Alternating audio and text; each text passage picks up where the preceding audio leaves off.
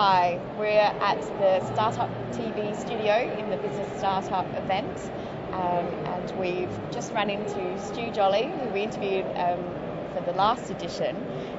He's obviously the inventor of the Wingman range of deodorizing wipes for dudes, and he's come along to share his secrets of success with some of the business startup visitors. And thank you very much for popping in. No worries, it's really good to be here. So when we spoke to you last time, you had to be a little bit cagey about how much you could say about this program that you're in, Britain's next big thing. Yep. So how has that gone? Because that's been on for about a month or so. Yeah, now. it's gone really, really well, thanks. It's been a really good series. Obviously, the way it works, the BBC haven't told me much about whether I'm included in each episode, so I'll be sort of sat around with friends ready to watch it. But yeah, it's gone really, really well. And sort of last Tuesday's episode, Wingman was given quite a big chunk on the story, so followed me from when I was trading out my bedroom up until sort of the Boots pitch up at Boots headquarters, which was really, really nerve-wracking. Yeah. And next week's episode, which is on Tuesday evening, will be sort of more about me and how I've launched it into Boots. Okay. With Theo sort of walking through Westfield Boots in London, and yeah, it should be a good episode. Awesome.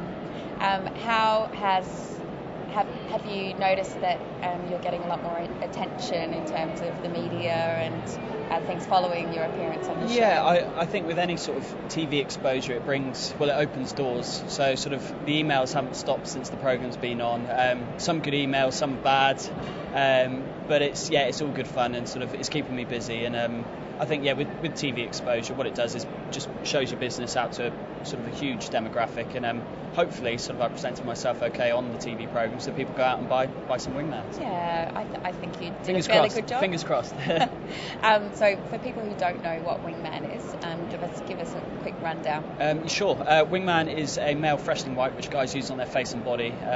For an event like this, it's perfect. So they've been here all day, interviews like this, and then under the lights. Yeah, exactly, the heat of the lights, and then in the evening you go out for drinks after work. You don't want to use a spray can just to spray over your clothes. Instead you use a Wingman, which will remove your sweat, your grease, your dirt, whatever it might be. And I think that's the whole idea about it, is on the London tubes. I don't know whether you caught the tube here this morning. They're like saunas at the moment. Yeah, they are. We've done some sampling on the tubes where guys really appreciate it because they go into the office sweating and they've got something to freshen themselves up with, and got some big things planned this summer with music festivals as well. So definitely. Should be cool. That will be a godsend, actually. Yeah, some little hygiene hotspots around the festivals. That's what we're going to be doing. So. Excellent. So you're here at the show. You were asked to do a seminar. That happened earlier today. How was that?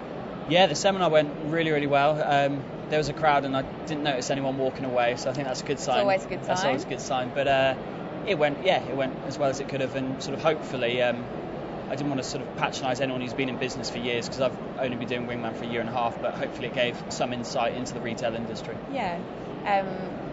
Did you give any particular advice to people based on your own experiences? Yeah, I said my main advice was just have a lot of passion, a lot of belief, and just be downright persistent, and don't take no for an answer, and just go out every day, test yourself, whether it's that awkward phone call you've got to make to some big investor, or whether you've got to speak to someone who you don't particularly want to speak to. But every day you just try and better your business and never sort of sit back, and you've got to be able to congratulate yourself along the way, but at the same time you've got to go flat out, because it's so competitive these days.